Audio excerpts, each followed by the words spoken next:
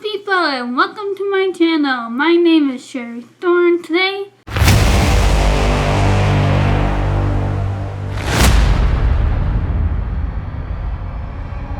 I'm going to do a book review on Wings of Ash and Dust by Brittany Wang. I'm really sorry if I mispronounced your name. So it's actually been a while since I last did a book review, so I'm really sorry if I come off a little bit rusty. So on Wings of Ash and Dust, this book is about 5 characters going through 5 different trials to see who rightfully earns the crown permanently. As they go along, each of these characters go through the 5 different tests, and each test there is always something odd. During these tests, the 5 heirs in this book come to a realization that not only do they need to figure out how to get along, but they also need to figure out how to work together as a team before it's too late.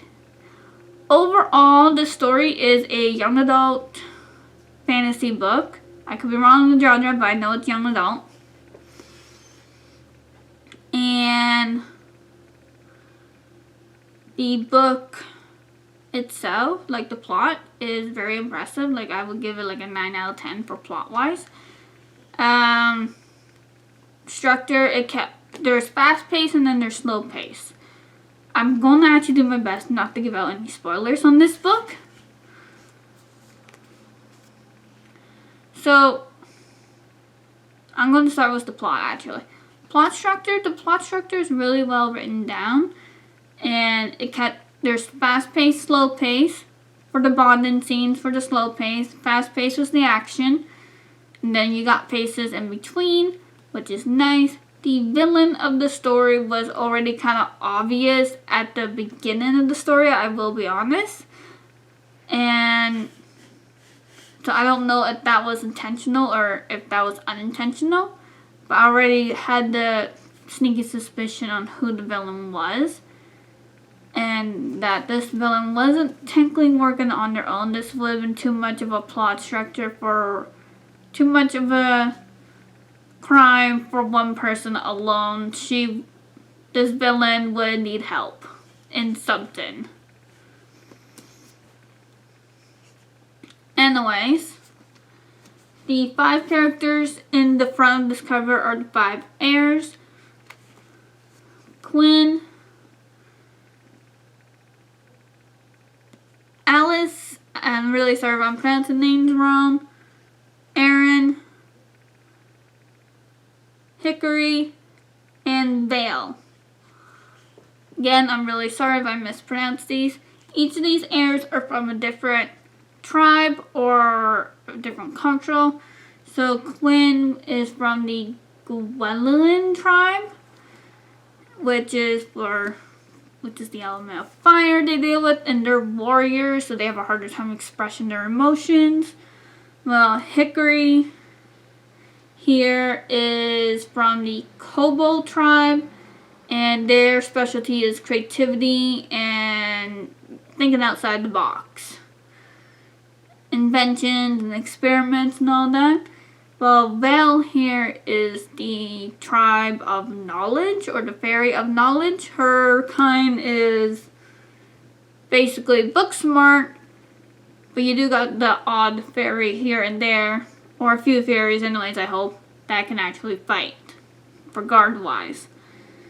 Aaron's is a fairy that can turn into a merman, and his tribe is more for beauty and more beauty than anything. And they're more for entertainment, like singing, dancing, violin, any kind of talent of entertainment like that. And Alice here is the Dryad tribe, and their specialty is in healing and herbs and taking care of nature and that. So the earth element healing. So each of these ones have a unique gift based on their tribe. And this book captivated actually quite nicely. There was a couple of things that I didn't really like, but that's more in the character development section. Yeah, plot-wise, book's well plot written. Each character has their own quirks and quirks, positives and negatives. And as for character development, I honestly feel like by the end of this story, I feel like all 5 of these characters are main characters, instead of having the one main character and the other 4 is like side characters, except for Aaron because he's the main male lead. Quinn, I feel like she got the most character development of all of them. I understand because she is the main character. However, by the end of the story, I feel like all 5 of them became main characters, or going to become main characters, because they have all 5 of them, specifically the 4 that I feel like didn't really get much of character development. They all have major roles to play in book 2. So honestly, I like the characters. I like the characters, personalities, but I honestly feel like the other 4 were lacking in character development. I kind of feel like the other 4 were there just for the ride with very little character development. They didn't really grow as a character normally would grow, especially with all 5 of them having major roles. Quinn being the main character and always in her point of view, we get to see her mostly growing and developing. However, the other 4 characters were in her point of view quite a bit as well, and I feel like they didn't really develop for characters. Like, they're still 3-dimensional characters, complex characters, but I feel like they could have been developed more in this book, so I'm hoping to see more character development in book 2 with all 4 of them. Quinn, I would like to see more of her character development as well, because now that she's in a different position, and all 5 of them are in different positions, I feel like there's going to be, I'm hoping anyways, more character development, and I'm hoping in the next one, maybe we can see each character's point of view. It would be nice. I don't know if that's going to happen, but it would be interesting. But I definitely would like to see more character development in these 4 characters, and not just Quinn.